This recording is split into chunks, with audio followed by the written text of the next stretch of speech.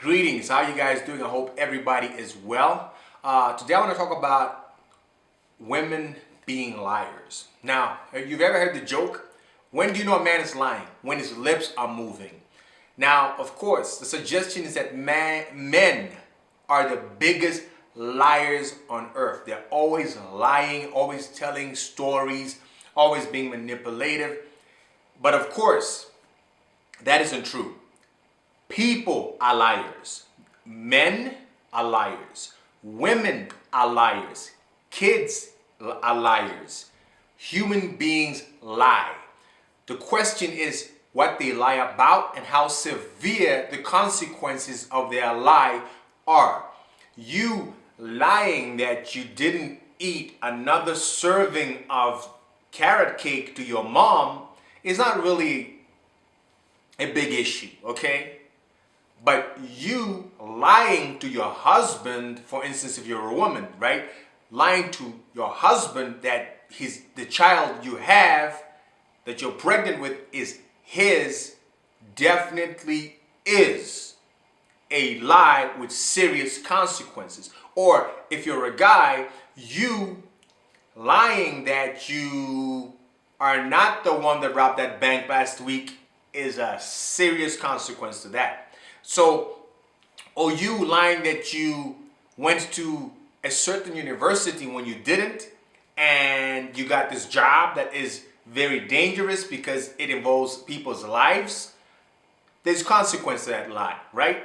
So you have to understand that a lie has consequences, but most lies are white lies. They are implied to be lies by the way that they're said, and they have such minuscule consequences, we generally don't take them into consideration as being anything important or to worry about.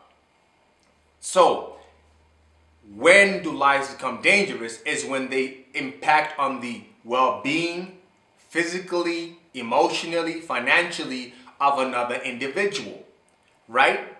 That's when the lies become problematic, or they mislead people to go directions that they would not go if they didn't act on the information that they had been given. For instance, in World War II, if somebody puts out a bunch of fake tanks in a forest, making you think there's an attack coming from the east versus the west, and so you head east and leave your west undefended, that is a lie with a serious consequence, right? That is a strategy designed to make you do one thing rather than another to your detriment. And that's what I'm trying to get at, that women will tell lies. A good number are just little white lies. Baby, am I getting fat? Or whatever. If you were dumb enough as a guy to ask that question, never ask that question. Just make sure you're at the gym, eating healthy, no matter what she suggests. Stay in the gym, eat healthy, and make sure you live a long and prosperous life, right? So if you're in a relationship or you're dealing with women and you discover that women seem to tell a lot of lies, and you're wondering what the hell, are they just liars? Are women just liars outright? Yes and no. Women have I don't know if it's an envious position or the unenviable position of not being self-aware as much as they could be. Women are not aware of the true functions or mechanisms that are behind their own behavior and tendencies. Their emotional tendencies on a monthly basis, their interest in men who are confident, masculine, abundant. They can't understand why they said to the guy, I want you to be more emotional and to connect with me better. And he was more emotional and tried to connect with her. And the result is, for some weird reason, she's just not finding this guy attractive and doesn't want to have as much sex and intercourse with him as she wanted before, since he started sharing information about his life and telling about his failures and his fears. Something is something is missing in the relationship. What she doesn't realize is the very thing she just told that man to do is the reason she's not feeling attracted to him. Because while her conscious mind believes that a man should share with me and tell me everything he's thinking about and what he's planning to do and his fears and weaknesses, her subconscious takes that information and sends a powerful signal to her emotions, which drive her to get away from that man because he is weak. In other words, what she consciously wanted, her subconscious made her want to desire that for the simple fact that it wanted the man to feel comfortable and give in and tell her his weaknesses and his fears so that she could use them to determine whether he's weak or strong, confident or not, masculine or not. And in so doing, he's basically undermined his own masculinity and the reasons why she's attracted to him. So she said one thing and he did based on what she said, and the result was she's not interested anymore, or her desire for the guy is waning. And she has no idea why. It's because of stuff like that, that there are subconscious drives that women have that they don't know are responsible for their behavior. If a woman knew them, she would be far better in control of her relationships and have better relationships. But because she doesn't know these subconscious drivers, she's just a boat on the river and she's not steering, or what can I say, directing a boat. The river takes her where it is going. So for instance, she doesn't know why she's attracted to a guy that's taller than her. She doesn't know why she's attracted to a guy that's very arrogant and masculine. She doesn't know why she's excited when she spends time with the guy who actually ignores her, treats her like crap sometimes, and sexually sometimes just does what the hell he wants and doesn't care what she would like him to do. While the guy that treats her with respect, that takes into consideration her feelings and all that, she's just not attracted to him. She doesn't understand why at some part of the month she suddenly doesn't find her partner so sexy and interesting. But when she goes out with her girls on a girls' night, suddenly she finds, ooh, this guy is hot. Why? Is it because she's lost interest in her man? Or is she at the period in a menstrual cycle on a monthly basis where basically she desires a more masculine man, which her man at home is not being because he's so comfortable around her? He thinks it's okay. He thinks it's okay to wear clothes that are baggy and don't show off his muscles. He thinks it's okay not to be more confident and masculine at that point of the month.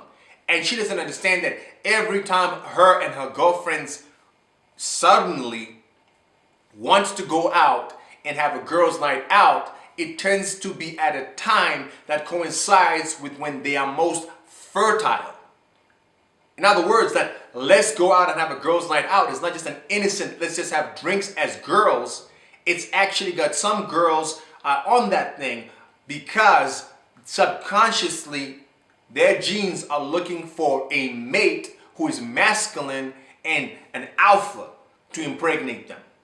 And for some females, that does happen.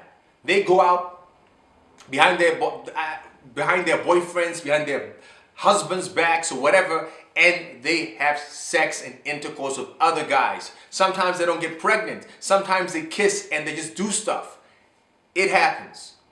Just because a girl is in a relationship with you doesn't mean she doesn't get turned on by other men. And it doesn't mean that sometimes some girls, a lot of girls, give into that desire to see what this other guy is working with, whether it's just with his fingers, his mouth, or whether she goes down on him.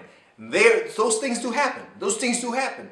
Your girl goes out there on a girls' night out and gives some guy some head and comes home and acts like nothing happened.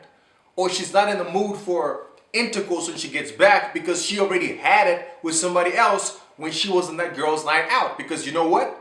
A girl can go on a girls' night out, disappear from her friends for a 2-hour period and come back. When she comes to get dropped off at home, when she's dropping off her friends, you are none the wiser. Her friends dropped her back off. They had a good time. They went out. not knowing another dude picked her up or she disappeared with another guy for 2 hours. 9 months later, you have no clue that child that's growing inside her isn't yours. Now she's lying about things. Oh man, it's your baby. It comes out looking different and you're in paternity court and she's still lying until the proof is irrefutable. She doesn't understand how they influence her behavior and get her to involve herself in certain kinds of things that she doesn't even know how to explain. I can guarantee you, if I was to go back in time and talk to some of my exes, or you were to go back in time and talk to some of your exes and ask them, why did you do this?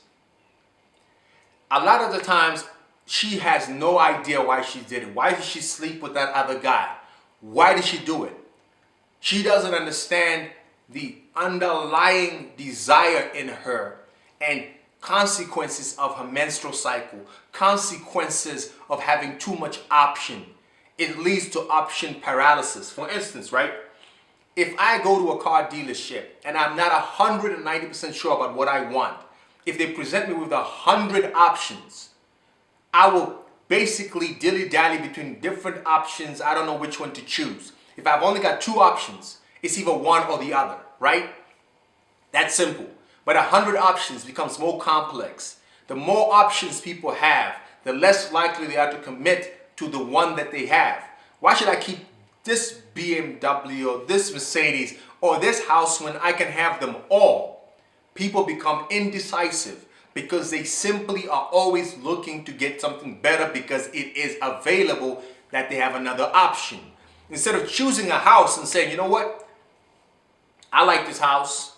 It's got some things I don't like about it, but you know what? This is a good house and I've chosen to love this house. It's close enough to the ocean. It's got a nice parking space. Not every angle of it is what I like, but you know what? Rather than seeing another 50 houses which I can't afford and thinking one of them might be better than this one, I am going to choose this one and I am going to live with it. I am not going to look for any more houses. I'm done.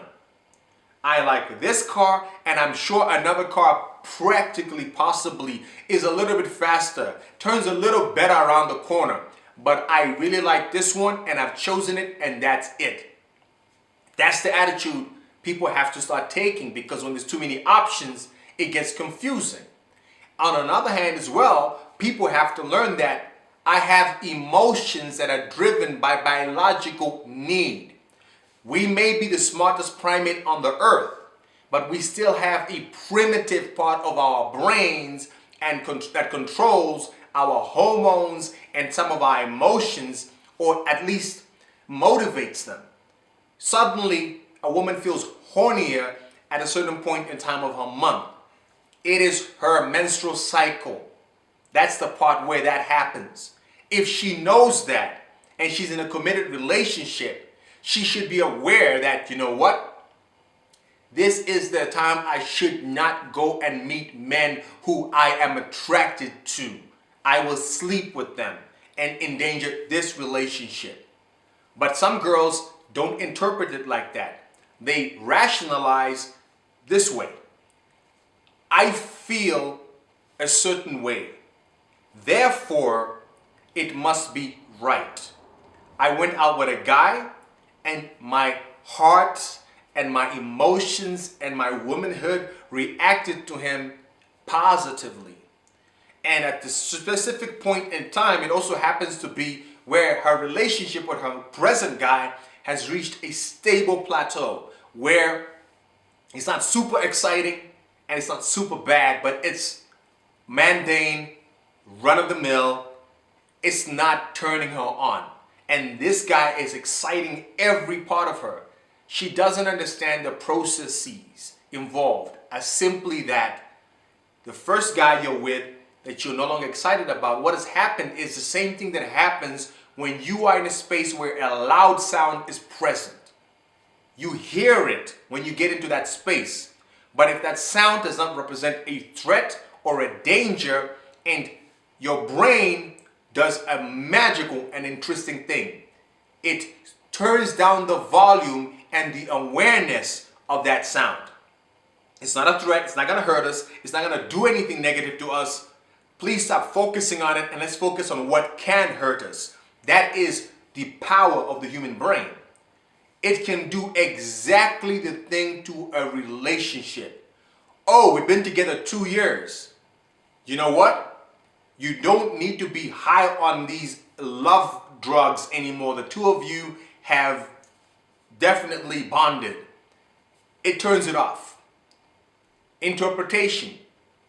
Oh, I'm no longer in love. I just don't feel excited by him calling me anymore. I don't feel excited by... They don't understand that it is a natural part of the bonding process that you go through a plateau where it seems like everything is gone, but it isn't. It's just been muted so your brain can allow you to function like a human being and focus on moving forward, building yourselves together, or getting other things done. It doesn't mean you don't love the other person. It just means that your brain is trying to stop you from always focusing on that and have space to focus on other things, right? Typically what happens though at the 2-year marker, look at the 5 love languages, look at the chemistry involved. At the 2-year marker, relationships start to fall apart because one or both partners start to feel something is missing. This relationship isn't working. So what do? They break up, or they go and start indulging in the excitement of the new person that they've met, or other person that suddenly seems funnier. They don't question, what does my chemistry, what does my biology have to do with what I'm experiencing right now with this other person over the partner that I have? They don't ask those questions. So we start to live the lie. The lie is, I'm not in love anymore. I don't like that person. I'm done with that person. So I run off and I go get involved with somebody else because I'm not in love with that person. And I'll tell you this, when you do it, when you break up with somebody, you will feel elated. Oh my God, I'm so happy to be free of them. I've done it. I mean, I broke up with a girl, and the reason I understand this principle so well, after being with a girl for a certain period of time, I didn't feel her anymore. I just lost the magic. And I thought, you know what? I'm done. She's boring. I don't want to be with her anymore. I dumped her. So, 2 weeks later, 3 weeks later, I see the same girl, and everything that I thought didn't exist anymore in my emotions for her came flooding back, and I was confused. I was so sure of myself 2 weeks ago when I broke up with her. Now I am totally sure I don't want another man to touch her. I don't want her to be with anybody else. It was weird, right? And that's where I learned, whoa, when this thing happens, it's just your brain turning off the noise. Not that the noise has gone away. You're just not hearing it. You're still in love. But what has it got to do with people lying? What I'm trying to get at is this. There are things happening in our minds and in our bodies that we need to become aware of. Do the research. Read the reports. Watch the videos. Because otherwise you are in danger of being with women and being a guy who keeps on creating chaos because you don't understand your own emotions and your own cycles. Why does that mean women lie? Women lie because they don't know the motivations of their own body, their own subconscious. So they repeat what they've heard on TV, what society has told them they should say.